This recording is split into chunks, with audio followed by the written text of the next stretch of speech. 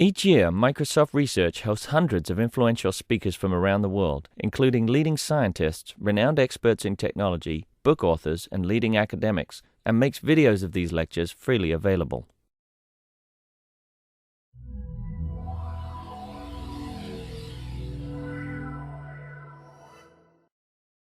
Now, we're lucky to have him back down from the Digital Games Research Conference, which was just held in Vancouver. Daniel's assistant professor at the Royal Institute of Technology, or KTH, in Stockholm, and he's on sabbatical or a leave there to the University of HAFNER, which will give him an opportunity to focus his research exclusively on games. He's had more divided attention at KTH. I first met Daniel when just over 8 years ago, when I was invited to give some talks at Linköping University, where he was a graduate student. And my host there, who was planning to take me to dinner, ducked out, said he had some family commitments, and instead sent me to dinner with 2 graduate students. And I didn't know what that would be like, but it turned out to be one of the most interesting evenings I spent. And Daniel was one of those graduate students, and I think you'll find what he has to say here is interesting as I found that evening. So thank you for coming, Daniel. Okay, this is supposed to go on, it's muted, so I hope it's on. Okay, Jonathan already introduced me, so I have a slide which I will skip. But this is what I will talk about today, and I will start with one of my favorite subjects then, which is me. Although I can go quite quickly, but Jonathan said a lot about it. I wrote my PhD thesis was called Coding as Community and Social and Technical Aspects of Managing a Virtual Community. I have a mixed computer science, social science background, and have been moving around between different places.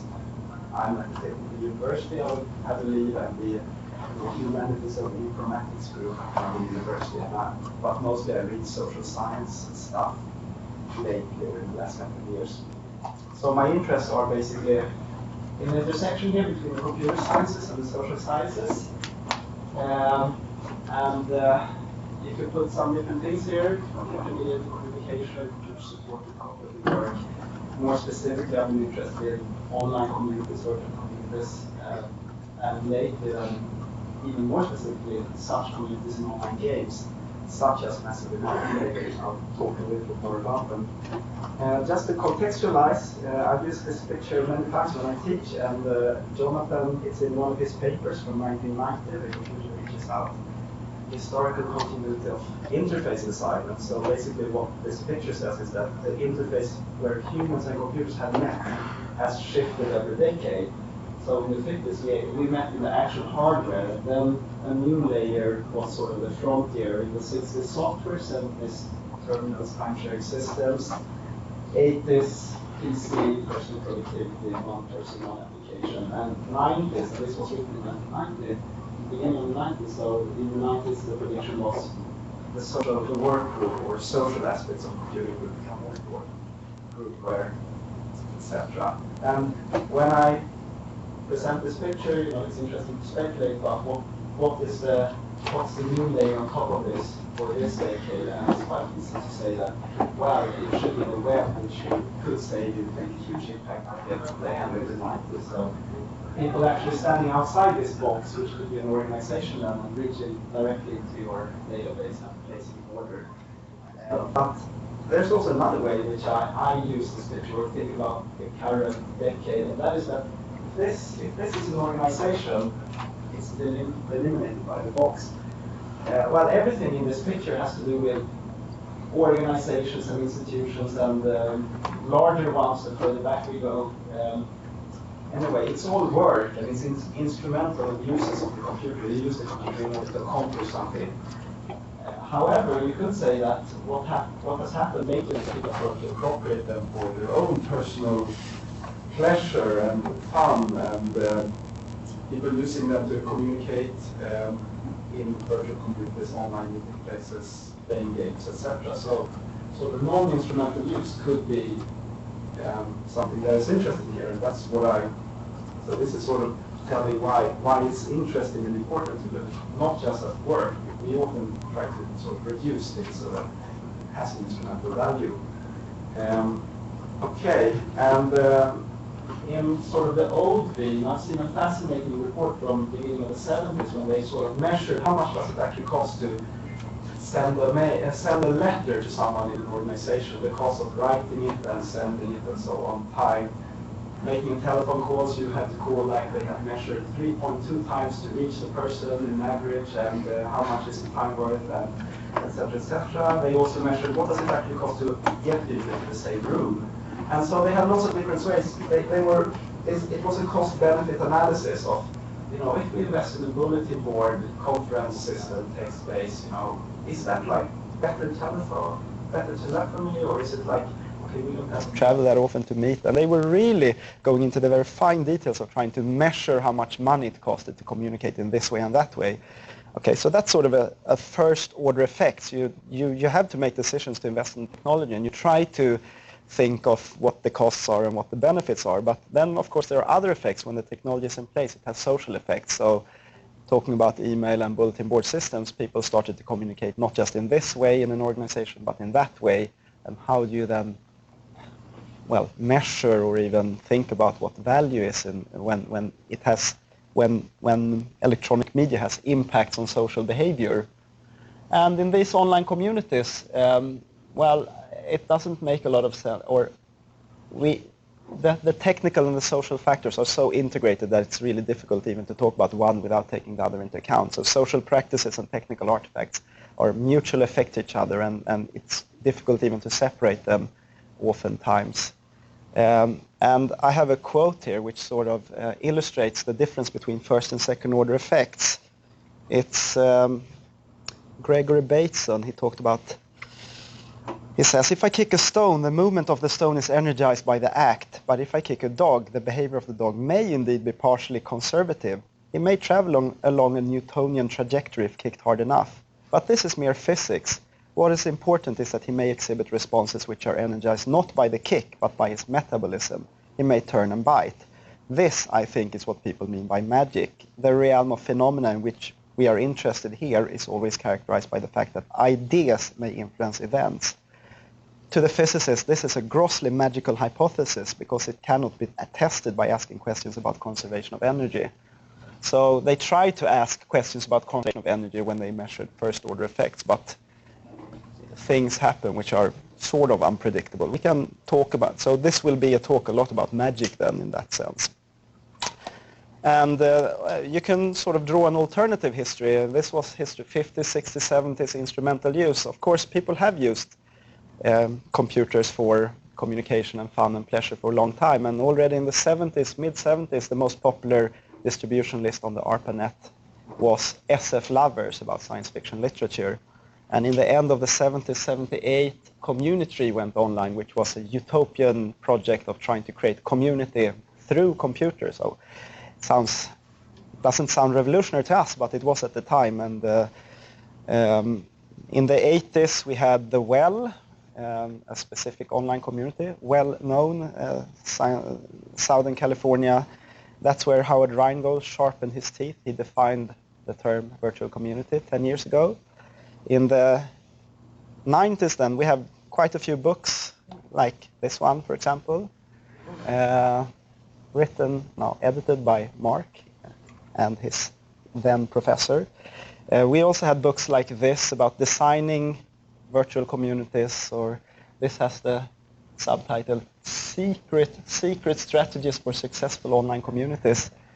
And they're quite different, these books. I think that they are interesting put together because one of them is written by a person who has started a lot of communities, like this one, a storytelling community, where you tell a story and then end with a question. And that's for other people to answer or to lead to the next. It's a very small scale place to be at, while Amy Jo Kim writes more about, she has been a consultant working for Amazon and CNN and eBay, etc. And this is, as you will hear, I don't really think that this qualifies as a community. It's challenged anyway, but it's an interesting example. Now, I ran out of slide, so I'm as surprised as you are by what will turn up next, and I hope I can bridge everything in a half-organized manner anyway. But, okay, I'll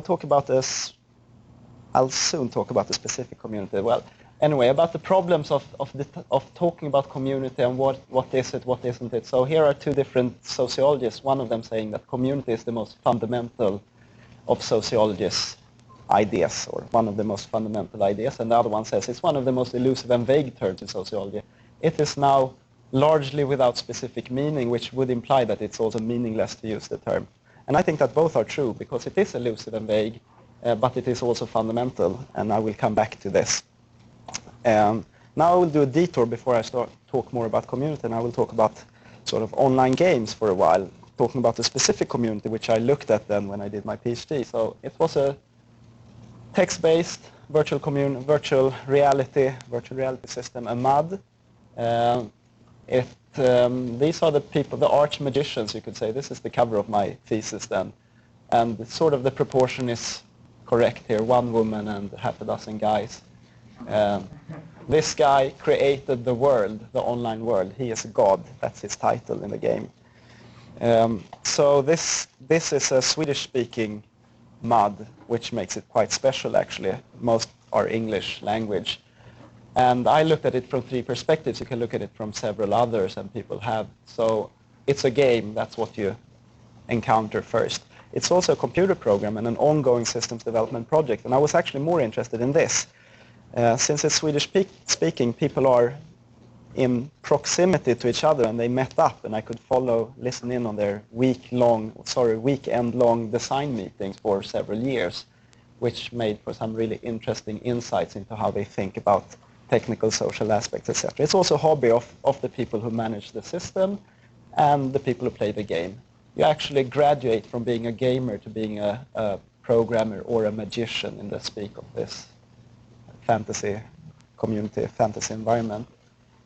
It was a hacker project, actually, basically. So here's a few things about this being a game, this being a systems development project. So it took place in some sort of weird, both a Tolkien-inspired fantasy world and Sweden as we imagine or think it was 200 years ago. But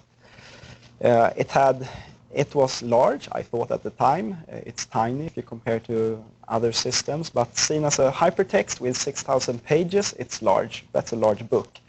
And it was a small system. They limited access to 100 users because otherwise you'd get lag and things would slow down.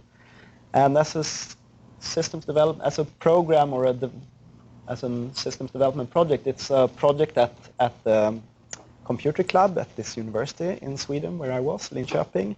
It still exists, and it's 14 years old. That's a very old online community. And the people just come and go and develop help them work on things. And I couldn't really understand anything of that. I couldn't see why it didn't collapse, having studied systems development, computer sciences. But then I read some stuff about open source project and found interesting connections. There was also some interesting differences, but that's when I started to understand why it could work at all. This is what it looks like. This is a map of the world, of the Svensk Mud world.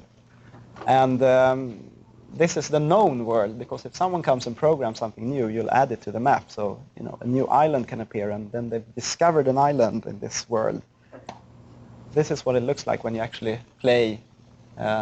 It's optimized for another screen resolution. But anyway, one window where you get output and one where you print your input. And you could say then that this is a window into a virtual world, and it's not for everyone. It has a threshold. So you probably like to read and write if you like this. You can see it as a difference between reading a book and watching a movie, because this is what the window into a virtual world looked like in the end of the 90s when massively multiplayer games made their appearance. So Ultima Online came in 97, and I was quite worried for a while, thinking that, I chose the wrong thing to study, and I won't be able to finish this. But actually, I think there are lots of use, and I still have use. What I did then is still relevant, and I'll tell you why in a second. I'll just show you what the descendants looks like, and you're very familiar with them. These are stock fantasy games. Very popular, not quite as popular as these are less popular, the science fiction themed games. Here are some other examples. Well, I should show you this. This is what you probably think about online games, adventures and so on. This is a more mundane aspect of it. Traveling between two cities in Dark Age of Camelot, it can take like 20 minutes, so you can have a bite or go to the bathroom. If you don't rent the horse and run, it will take longer and you have time to eat your dinner. Renting the horse is a service. It costs money. They don't tax people there because they don't like it, but they offer services to sort of drain money away in the game. Here's the social aspect, relaxing after a hard day of working at playing in the game, in the guild hall, together with your friends. And here's a picture of one of the more popular Asian games. They are huge in Asia. This is Ragnarok Online, sort of cute-ish interface here. Okay. So the big differences then between what I looked at and these systems is that, well, they are much more accessible then, and that they also are 1,000 times bigger or so. So 100 users, simultaneous users, well, 100,000 isn't strange nowadays, although they're not in the same world, but rather in different servers, copies of the same world. And perhaps the most important difference is that the new games are commercial enterprises, so they're big business. Which also means that I don't get access to talk to the developers as I did when I looked at this hobby. They were very liberal in sharing their insights and letting me look at whatever. However, luckily for me then, it's sort of the same people. People are people, and even though they interact in a text-based system or a graphical system, is that my overheads? Yeah. Wow. Oh, yeah. Thank you. Wow. I don't know how many copies, but... Did you need more than one copy? No. Well, this is enough. This is fine. I got passed out to me because the first Yeah. Okay, it's the same people and therefore the same social interaction, the same passions, the same social phenomena. There's a lot of transfer then between things which happen in text-based systems and which happen in more modern systems. And I've been looking at, since I came back to academia, I've been looking at these online games because that's the thing to look at now. I've been sort of more methodically exploring them through commissioning work to a whole bunch of master students who work for 20 weeks, of which half of that time is actually collecting empirical material, which could include playing these games then. And so I defined a subject or a theme, which was law and order, and I had 7 students looking at 7 different games in parallel. And this year's theme was, or is, money and economy in and around these games. 9 students looking at 9 different games. Perhaps the most interesting thing in here is the interface between in-game and real-world economies. Buying that virtual sword, the Super Slayer Blade of Righteous, for $210 on eBay. And people perhaps even being able to make a living by playing these games and having or getting virtual stuff which they then can sell for real money. And the next site will be guilds and groups, and all the results are published on the web, but it's not a requirement for Swedish students to write in English, and no one has yet. So it's all in Swedish, but if there's a particularly good paper, we try to make a paper out of it. And that's actually what I presented in Vancouver at the Games Conference. It's 2 spin-off from this project. So one is a study of, one is called Law, Order and Conflicts of Interest in Massively Multiplayer Games, and the other is Configuring the Player's Subversive Behavior in Project Entropia, which is a specific game, which I'll show you a picture of in a second. I'll just talk some about economy because that's just so fascinating. This is the same game, Ragnarok Online, and this is the marketplace, and they are all selling something, and if you click there you can see what, and this is sort of difficult to understand for us. All of these games basically have an internal economy and a marketplace.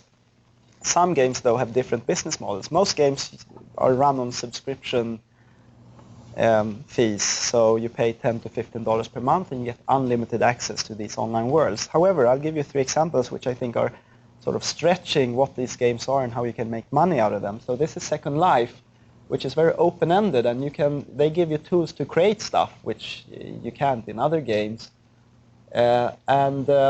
If you can commercialize your ideas, you have large rights to ownership of what you create in this game if you can manage to make something with an economic value outside the game. So the business idea here, Linden Lab, who runs this, they sell real estate, or they sell land in this game. So I'm cooperating with 2 artists who use this as a platform for artistic interventions. And they bought an island and they paid $980 for it. And it costs $270 per month to keep that island. So that's their in-game platform. And as people buy land, they plug in another server, and that's how they make money. Here's another game which perhaps isn't really a massively multiplayer game, but it would fit in the wider sense of persistent state worlds, though. So this is a Finnish company. I checked it out. You have Habbo Hotel here in the US too, and they are preparing for launching it in Asia. And you can use this as a social space and chat, and people use it also as a place where they trade stuff. And what they trade is actually furniture. You buy furniture from the company, you pay with your cellular phone. So you sort of send a premium SMS message and you get Habbo coins, and you can use these coins to buy things. So like a carpet here costs $1, and this chair costs $1, and this rubber duck is $0.25, and this is $1, and the Christmas tree, which they only sold before Christmas, is $3, and so on. So Football Girl 92, Soccer Girl 92 then, who owns this room, paid sort of like something like $45 to furnish her room. This is actually a teleporter to go to elsewhere. That's how they earn money. They have different collections of furniture, which is called Fernie. Well, I'll show you another room, which is sort of slightly more full of furniture. This room we counted, and we think that they spent around $200. The owner spent around $200 furnishing this room, with some sort of creative sense also. Here are post-it notes forming the Swedish flag on the wall, which probably surprised the people who did the game.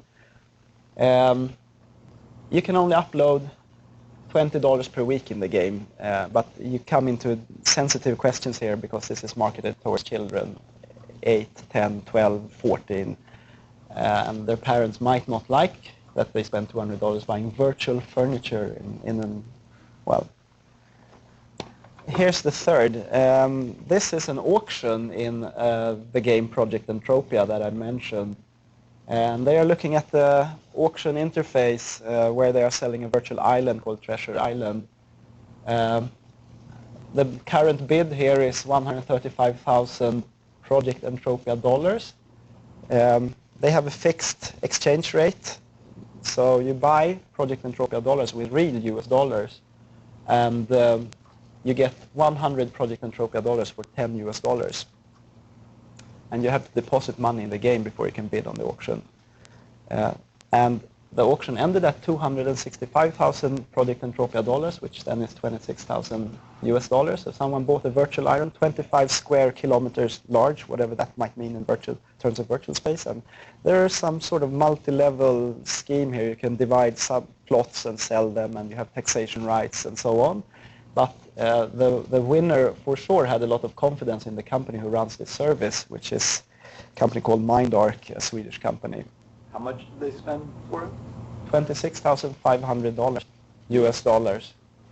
Yeah.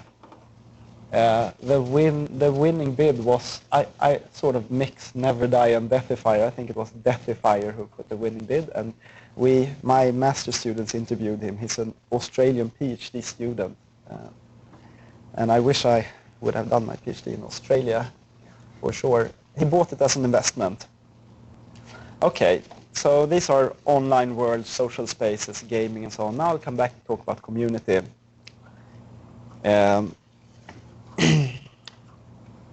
Okay, and I'll use law and order as sort of an entry point. I could sort of get to this from other departures, but since I mentioned that my students did this, I'll show. Well, some of the questions we looked at were, well, how is the relationship between the player and the service provider regulated?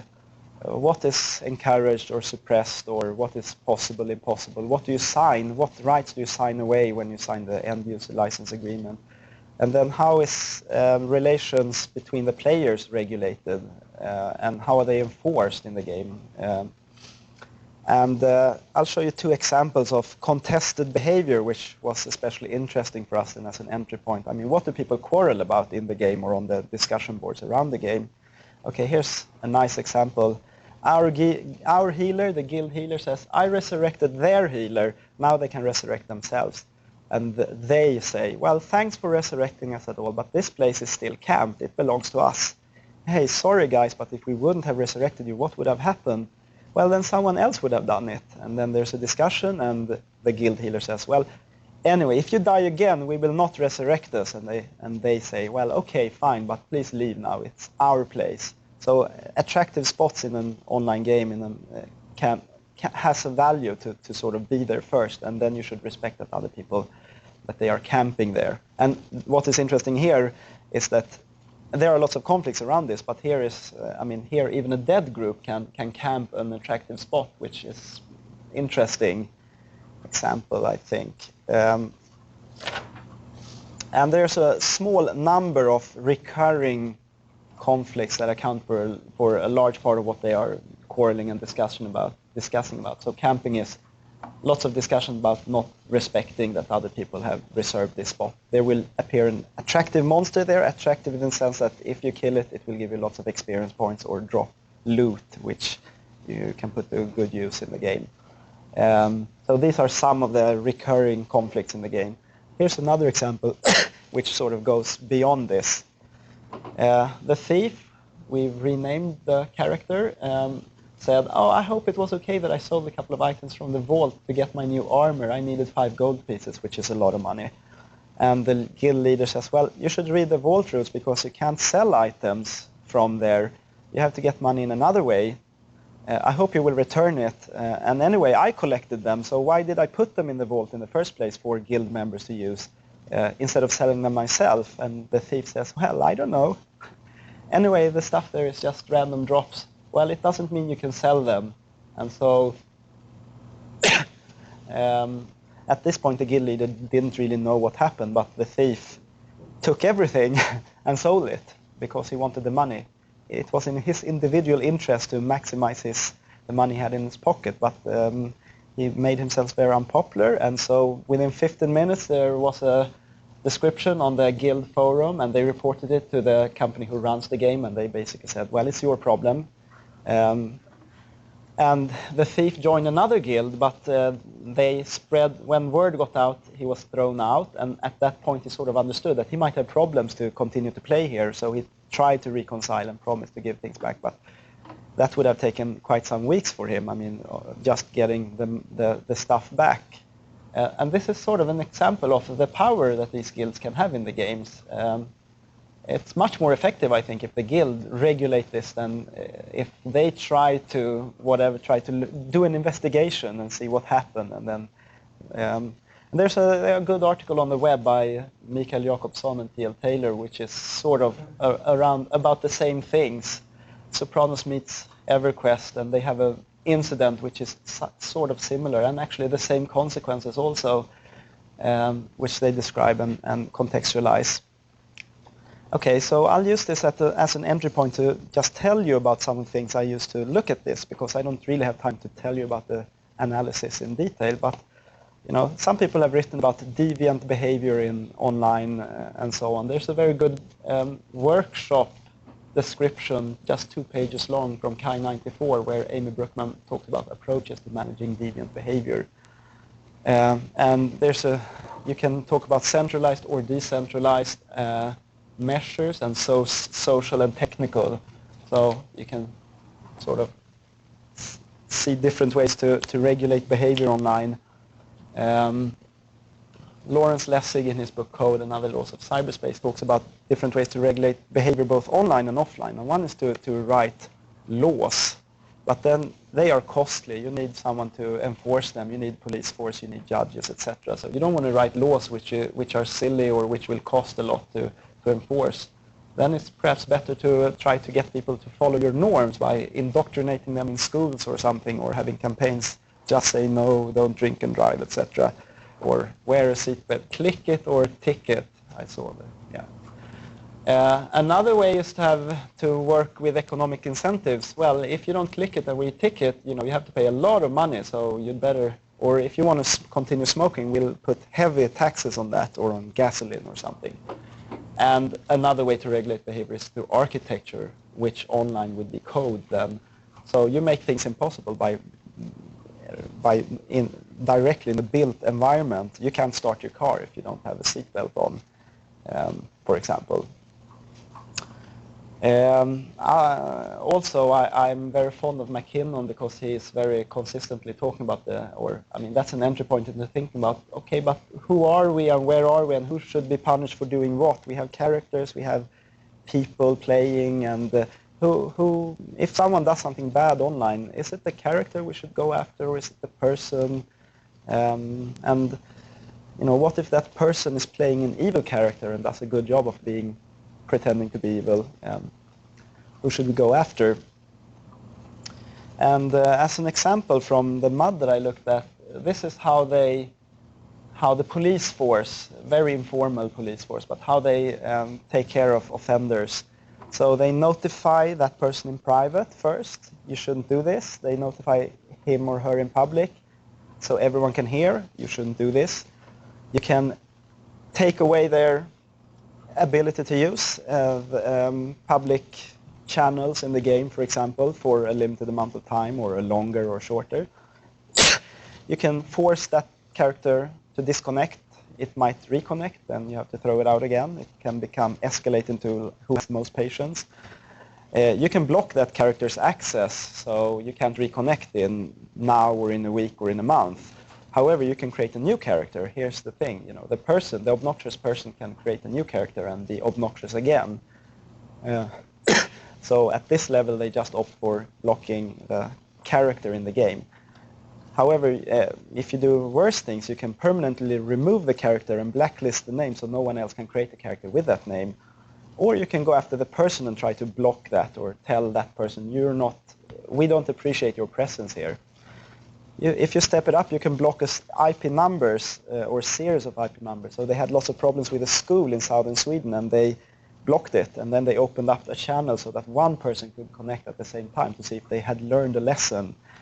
And the last thing, which they actually did half a dozen times in the end of the 90s, was to actually call the ISP service, internet service provider, or the school from which someone used the computer, or a parent, made for interesting conversations like, your son has misbehaved in our... Try to explain that to someone who doesn't know what the internet is, but they managed to, and they said, your son has misbehaved, please, So here we see a very fluid, sometimes they go after the person and sometimes the character, and for sure they use centralized measures because these are the people who run the game, but it switches very fluidly between social and technical measures here, which shows how difficult then it is to separate them. Other things you can use to look at conflicts are, lots of things have been written about social dilemmas and collective actions and so on, not the least Mark's paper 10 years ago. There's another guy, Jonas Heide Smith, I don't think they are related, who is a Dane, and he's only interested in these things, online games, computer games. He's looking at collaboration and collective action and so on. This is the title of the paper he presented in the weekend in Vancouver, in the Vancouver conference. You can wind it and look at other things. Robert Putnam's book about bowling alone and social capital and different sorts of social capital. And these are some other books which I appreciated a lot. I very much like the title of this one, Order Without Law. I've also been very inspired by something which perhaps is unfashionable, I believe, which is Ferdinand T's book on Gemeinschaft and Gesellschaft, from 100 years ago. But I wouldn't have been able to use that if it wasn't for reading an essay about it, a very short and sleek and excellent book, which unfortunately this is the translation because it's written in Swedish and it's not translated to English. An essay on Gemeinschaft and Gesellschaft. So talking a little bit about what Tönnies meant or talked about. So Gemeinschaft and Gesellschaft is usually translated as community and society. The book in 3 different editions have had 3 different names here in the States. So community and association, community and society, community and civil society.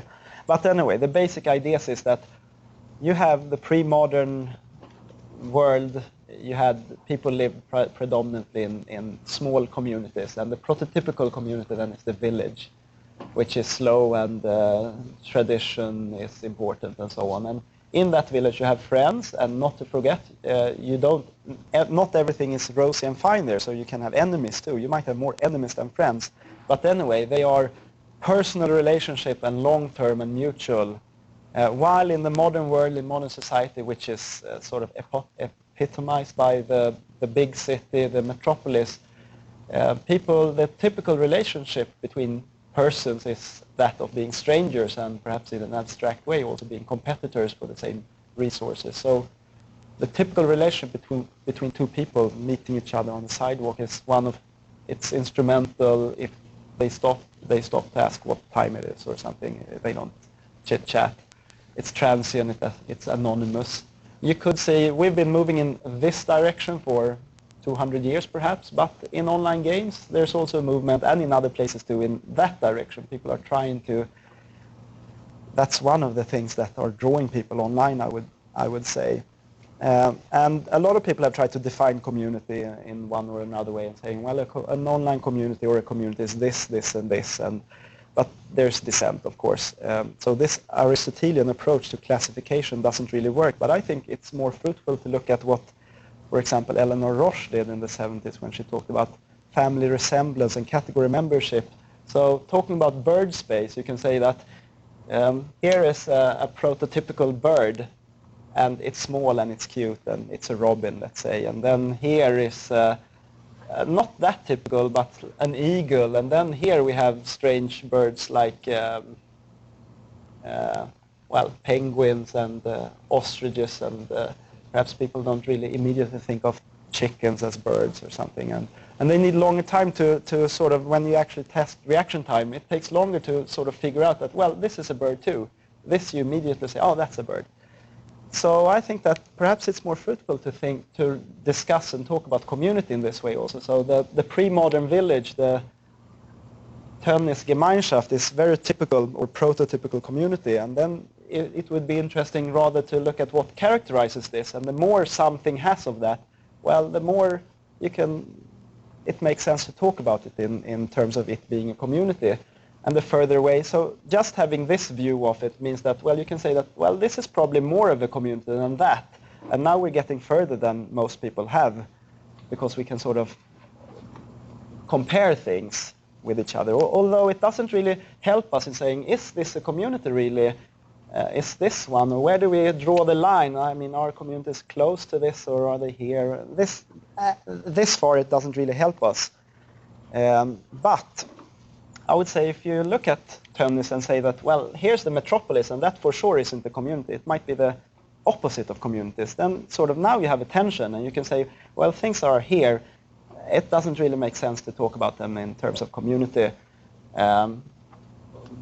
There's always someone who would want this to be one, though, because it has one thing in common. You know, there are people living here, so therefore it's a community, something like that. Then, of course, we have things here in the middle, which is problematic, and it depends on what perspective you have. And I have a really good example. It's a study of a small Mexican city called Tepoztlán.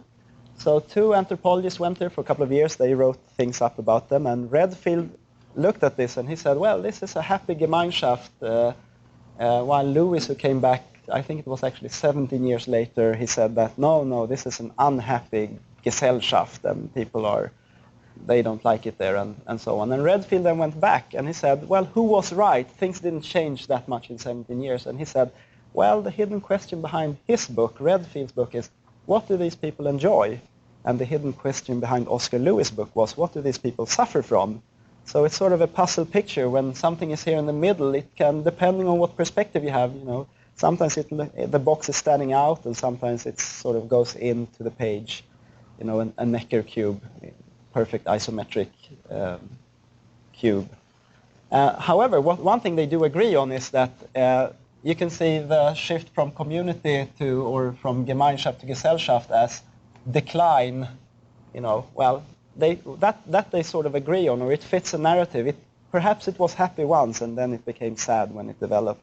However, you could equally well talk about the shift from community to society. I don't want to romanticize, so you can see that as progress, of course, also, and say that, well, people were oppressed in villages and you couldn't move away from there, and they were liberated when they moved to the big city. And this, of course, I should perhaps point out, this has very direct implications for online communities, because are they communities or are they societies, and what should we design for? Because people want different things in different places, fancy and fashion and so on, and variation in the big city, and other things in the small community. Okay, so anyway, the larger something is, we know this, I know this.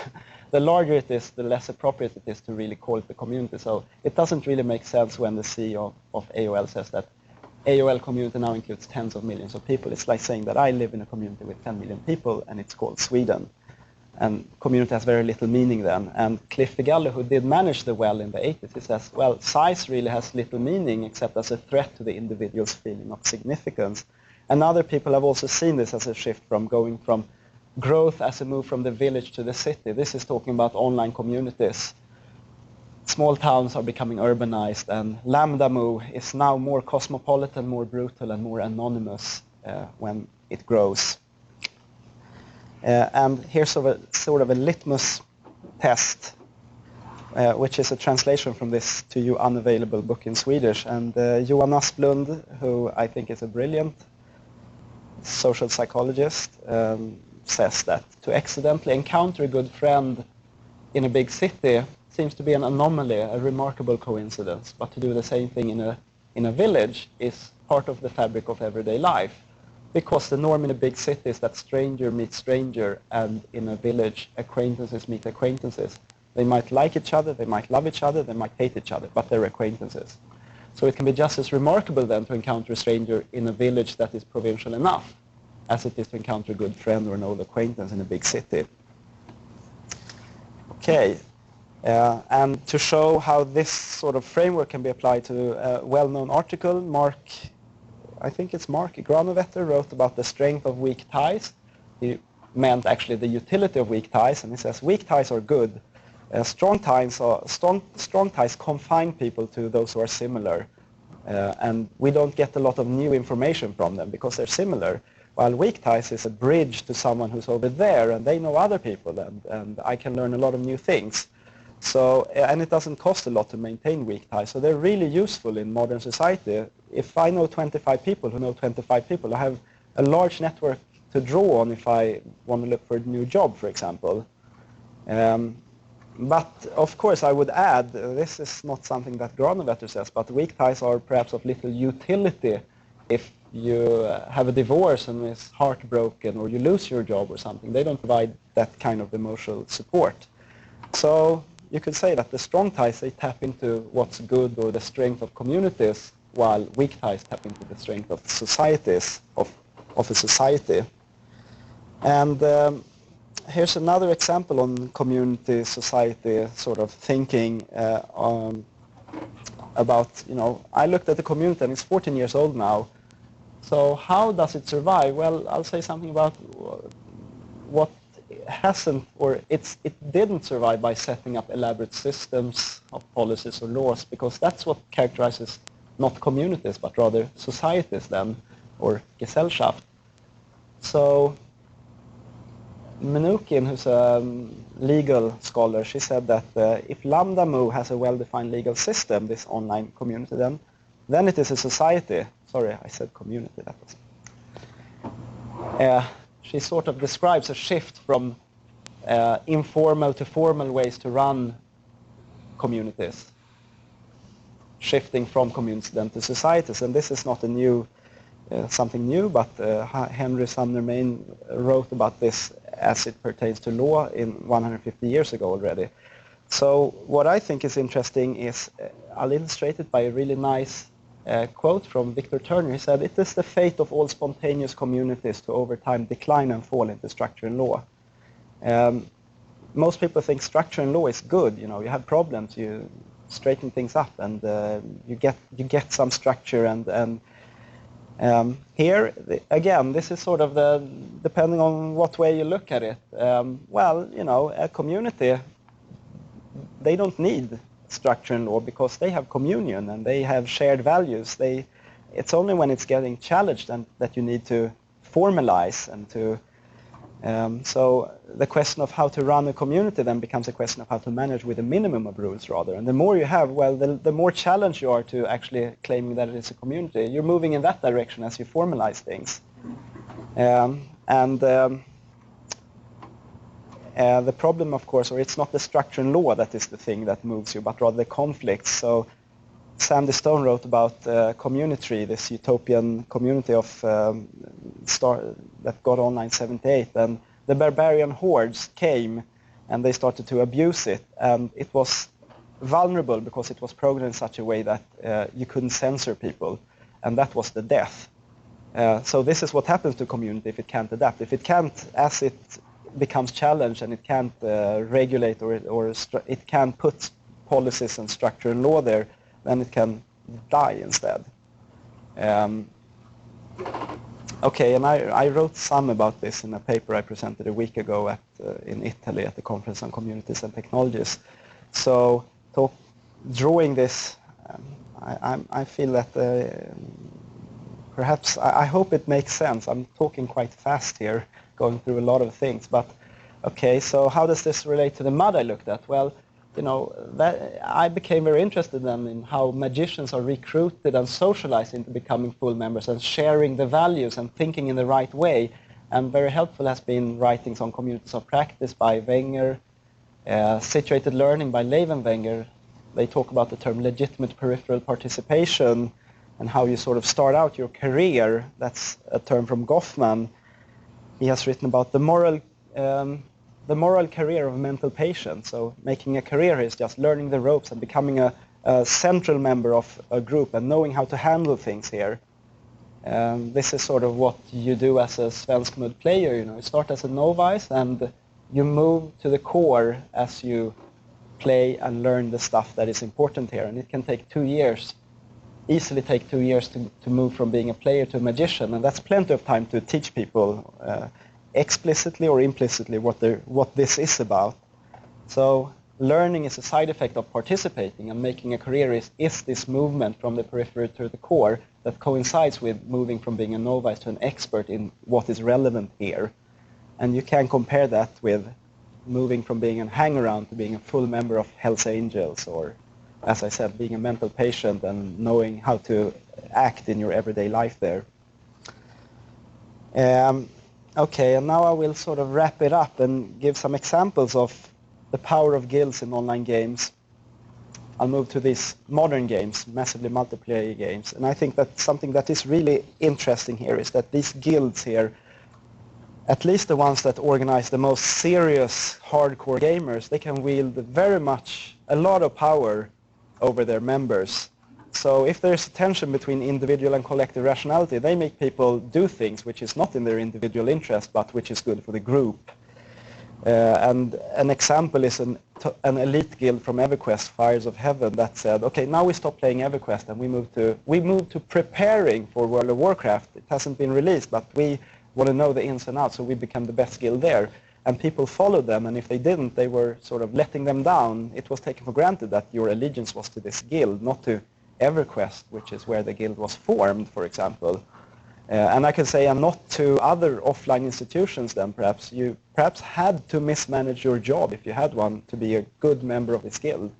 So there are actually a lot of costs of being a member of these guilds. So some guilds then, they regulate the behavior of their members in details in terms of the required level that their characters have to be at, how much time they have to play per week, and what they have to do during those hours, you know, how they have to play and with who. and they have to show up for participating in important raids when larger groups congregate. They might put requirements on the hardware you have and the network connection you have to be able to join or have a place in this guild. So there are lots of costs, and being a good member can, again, stand in conflict with offline allegiances like being a good employee or being a good husband or wife, for example. So that goes to show the power of these institutions, the in-game guilds. Of course, there are benefits also. So a Taiwanese group who is looking at Taiwanese online games, they said that, well, they describe these games as very dark and dangerous, and you can't make it on your own, really. So there's a high need to join a guild. And that can be compared with what Robert Nisbet wrote 50 years earlier on the medieval guild, saying basically that people couldn't survive in the medieval ages. Life was impossible if you didn't belong to a network, different groups, and these are small groups, patriarchal family or guild, medieval guild. So there are some very interesting paralleling or very interesting connections here between the medieval guild and the EverQuest guild. And I'll illustrate this with a quote from, again, Robert Nisbet, then, who said, if we value the emergence of the individual from ancient confinements of patriarchal kinship, class, guild, and village community, then the outcome of modern European history must appear progressive in large degree, because the major toll of modern social change has been exacted from such communal entities. From the point of view of the individual, it looks like progress, like liberation. And there's nothing wrong with this view of history. It is undeniably illuminative, but it is also inescapably selective.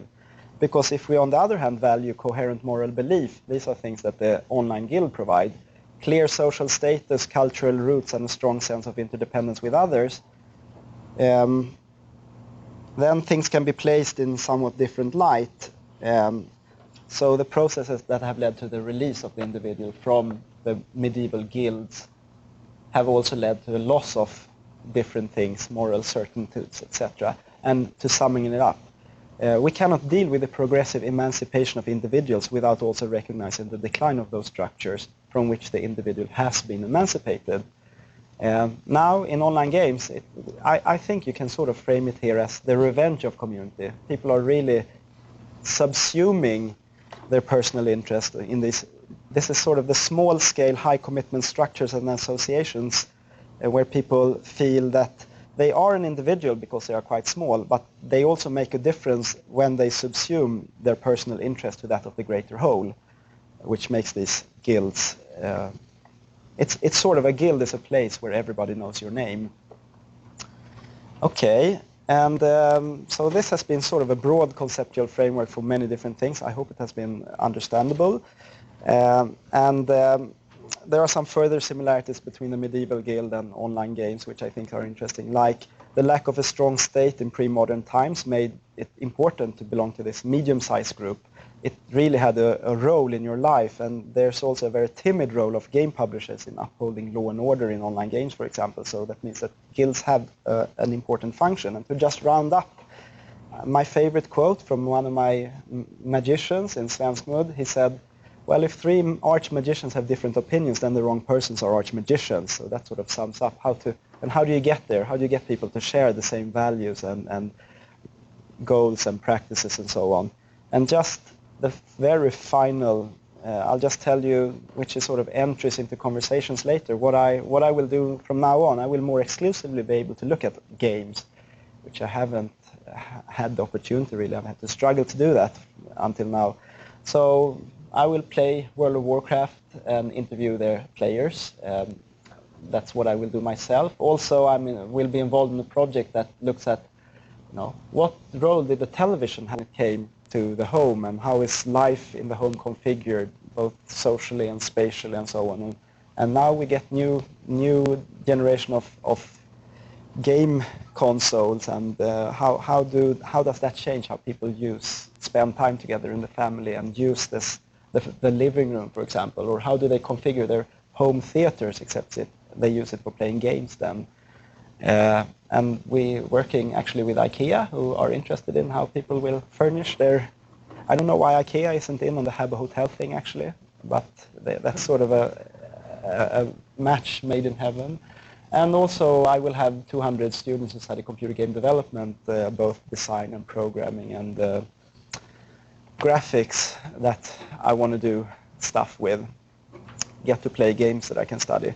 And then I will continue to advise and crank out papers based on master students' work. So guilds and groups in online games is up and coming topic. I have 3 students starting right now on pervasive gaming, which is sort of games that takes you out of the home, where this might be your terminal and perhaps it's location-based. Probably it's a location-based, so you're using the city as your playground. And there's a game that is up and running. It's a commercial service called Bot Fighters. It was a medium success in Sweden. It's largest success in Moscow and Peking, and I have 3 master students who are looking at that game, working for It's Alive, the company that did it, and looking at different angles. And also something which I think is interesting, I think they are called fantasy sport leagues, sort of online games, but not massively multiplayer, tick-based. You configure and you sort of use resources, and then once per day your team plays, you're a manager and your team plays a match, and then you find out the results. And there are large communities. It's very popular in Sweden around soccer, and also pro gaming and esports, competitive gameplay for money, with people being able to support themselves playing computer games. And I should mention that I just came from this conference in Vancouver about computer games. It was quite large. I think there were like 150 to 200 papers being presented, and there wasn't a single paper on these aspects, actually. So there's a need to look into that a little bit closer. And that's the end. Here's my contact information, and my thesis is online also. Thank you.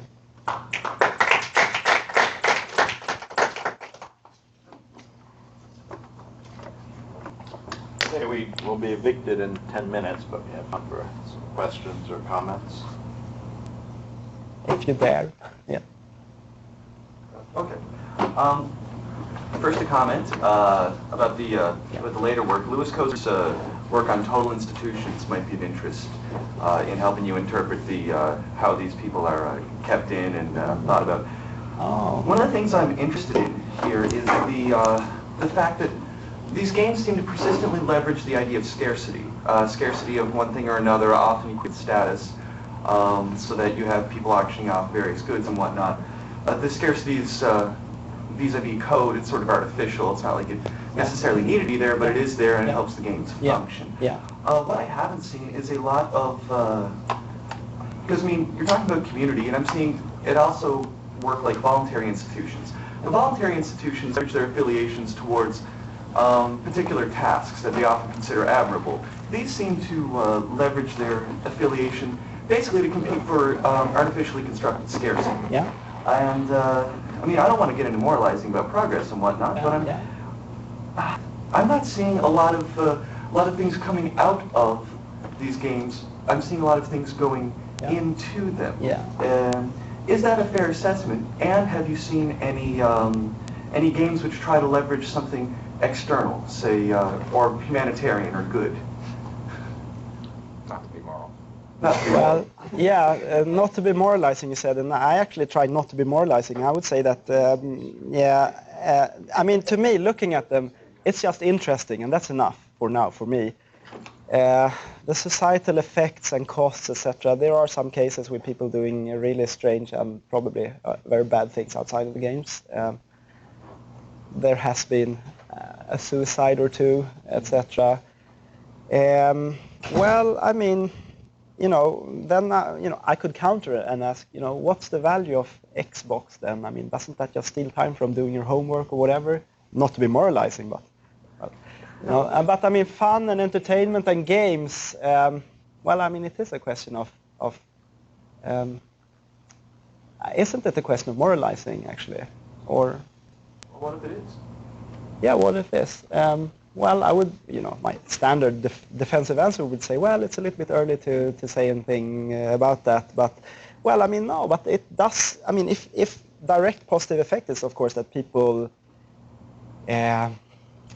in the Mud I looked at, some people got a lot of prestige. They became someone, and they were powerless in ordinary society. They were young, basically, that's enough. They didn't have a lot to say here about what they liked and what they didn't. There they could actually take on responsibilities, so it's not just playing games, you know. Take on responsibility. That was Sherry Turkle's, one of her points, was that people have that chance to develop themselves through these. They do through other means. It's just that online games seem to have reinforced more online games rather than more things outside of online games. Well, yeah, so Sherry Turkle's point was that some people use these games to empower themselves out. I mean, they play the games and then they have use of that. They can progress outside of the game. They can play with their roles. They can try out things. She also said, well, it's difficult to make value judgments about addiction or things, but if you sort of retreat into the games and you don't really progress as a person outside of them, but rather retreat and becomes less of what you could be, then they're probably bad. But this was leading somewhere. I was going to make a point which I totally forgot. Please rephrase your question, or say something which you thought about when I said this, and I might get on to. This illustrated form of social value. Yeah. Going off Turkle. Yeah. Yeah. I think Bernie's question is somewhat unfair. It's hard to argue that any online social space is expected to produce much stuff. Okay, I can give you another example. I can give you an example. I didn't mention that, but there's a sociologist, Ray Oldenburg, has written about third places, a home away from home. So the first place is the home, the second is work in modern society, or we have third places. Transitions between. A pub, typically, or a bar, or a place where you can meet and talk and just socialize and so on. And he talks about a lot of functions of that. I mean, it's a mixing ground in the neighborhood, and you get to meet people. And in times of crisis, you can mobilize faster because you get to meet, you know, your neighbors, etc. No one has to play host, so there aren't a lot of costs there, etc. The appropriator of the bar can keep an eye on the neighborhoods. I mean, lots of, but you know, like, what's the value of? Sorry. But they're not trying to induce scarcity. It's value. Okay. You can look at it. You can look at it as the artificial creation of scarcity. You can also look at it as the artificial creation of value. Mm-hmm. And I mean, I think, you know, True. The point isn't for it to be scarce. The point is for it to be value, and therefore to be something that people can reflect on and work on in those terms. That's a good point. So By scarcity, are you talking about like the +7 sword of justice? It's Sure. hard to find. Is that? Sure. I think scarcity is one of the things that can actually provide goals for people in the world. If everything is easy to find, that's fairly boring.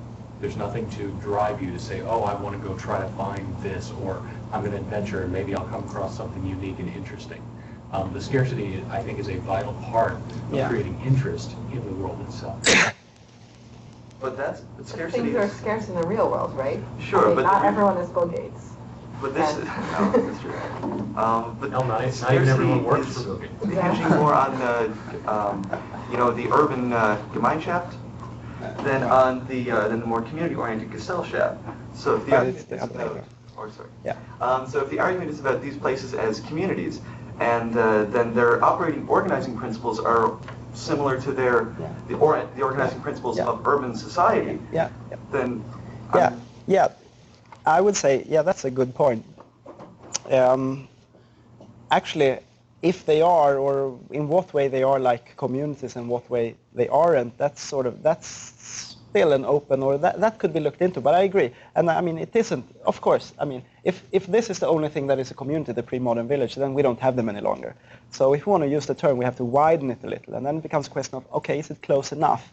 But you know, whenever you move away from here, you can see aspects of both, or depending on how you look at it. And I think that your question, therefore, is very illuminative, because you know, either you can look at the Gemeinschaft characteristics of these guilds, or you can say, well, no, actually they aren't real, or I think that this is more important. You know, they compete with others and so on. Competition, that's like in pre-modern society, you cooperated with your neighbors, you had to. And yet there was still someone in the pre-modern society who stood up and said, you know what, I remember the times when everyone had the same quality of flint. Yeah.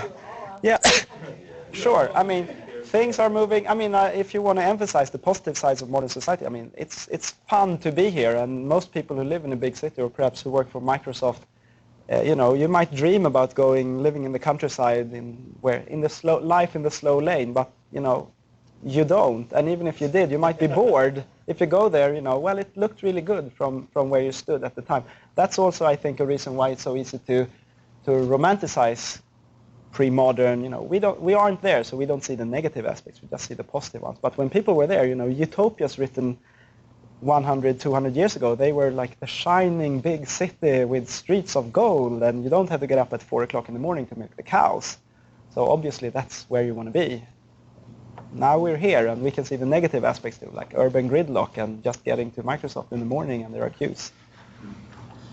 But, so I actually prefer to try to disentangle I really want to. It's really difficult because everyone wants to live in a community, even, you know, a researcher. And community, it sounds so good, right?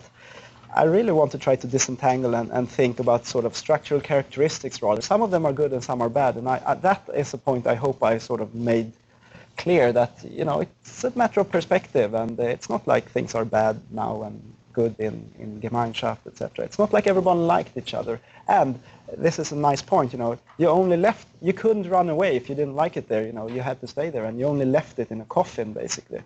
So if you lived in a dysfunctional community, tough, you know. Here, now, fashion, fancy, speed, you know, you don't like your job, you get another one. You don't like your city, you move to another city. You don't like your country, you move to another.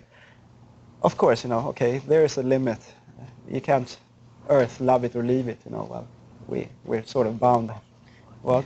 Scott, we may only have time for one more question. Yeah. Well, we were kind of just talking about it, really, but I guess I was just going to ask, you know, somebody who doesn't really participate in these things or play in them, you know, is it just sort of an inevitable sort of evolution, moving from a community to a society version of these things? I mean, is that what's happening?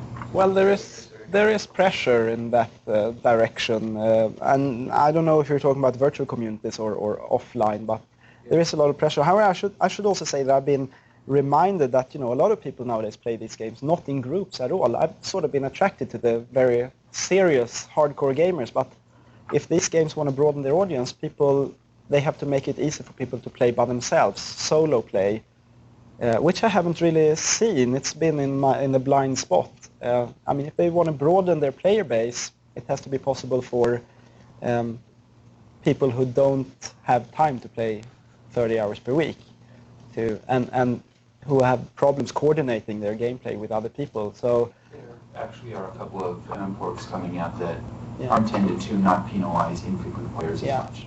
Which sort of creates the question of why should it be a massively multiplayer game if you play alone? But I mean, if they want to broaden their player base, it has to be possible to play a game like this, even if you work full-time for Microsoft and has a busy schedule. These games, they reward people who spend inordinate amounts of time there, and there are stories about people who, of course, spend a larger amount of their time awake in a game rather than outside of it, for example. And that sounds slightly unhealthy. Even I can agree on that. Yes. About the movement towards society, Clay Sharkey has an article on it, which I just went to find, and then it's not working. But I know he wrote something more or less around the simplified version of the idea is that you find something good, you want to bring your friends in, your friends see something good, they want to bring their friends in, and ultimately there's only so much societal weight that you can pile on before it breaks.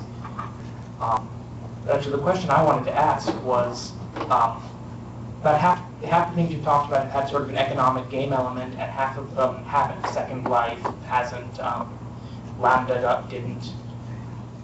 What do you think the economy does? From a very pragmatic perspective, if I have to build one of these, I want to know whether to put it in. Well, I mean, I think that all of these games have sort of in-game economy, like in currency in the game. But a lot of them, I mean, a lot of the companies that have used these games, they want people to just settle for that. They don't like the commerce. I mean, it's actually forbidden, but they don't enforce it. It's difficult to enforce it. People sell things on the internet. And I think that probably we'll see at least two different directions here, where people. This has been suggested by someone in a good paper. Then that in some games we'll see more of a straitjacket growing out, where you're restricted to do a lot of things, protect the internal economy from, or sheltering it from real world. I mean, of course, part of the lure of these games is that you can start with two empty hands. It's the rags to riches story can play out in these games. But hey, if you use your wallet to buy your way in, then that sort of undermines that idea. I mean, if it's just an extension of real life and the richest person wins or has the most powerful character, that could be problematic, but probably we'll see both, and perhaps more, actually. What about games that have no internal economy either? Like, I mean, Second Life, aside from being able to purchase land, there's no real... There is? Yeah, there is. But certainly Lambda and Mushes have no... Well, Lambda had scarcity. You had to have resources to build stuff, so that became like money in the game, actually. And there's a chapter in Julian Dibble's book about quartery. He talks really about quota. That's the currency there, quota. You get quota. So people construct... There's a story from Fujitsu's Habitat game. I mean, it was ages ago. It was written in 1901, the article. They didn't have an economy, but you could change heads on your avatar. So people had collections of heads. That was the economy then. And they took heads from newcomers who were, so heads became a scarce. There's like an example from a prison camp in the Second World War. Cigarettes was the scarce resource, and you had a high interest to get a cigarette even if you didn't want to smoke it, because that was the currency. So it seems like economies really appear whenever there's scarcity. Also, I should say... Scarcity, people will figure out a way to find a way for there to be scarcity in order for an economy to emerge. Reduce scarcity. But whether it's a Yeah. Yeah. Okay. Okay.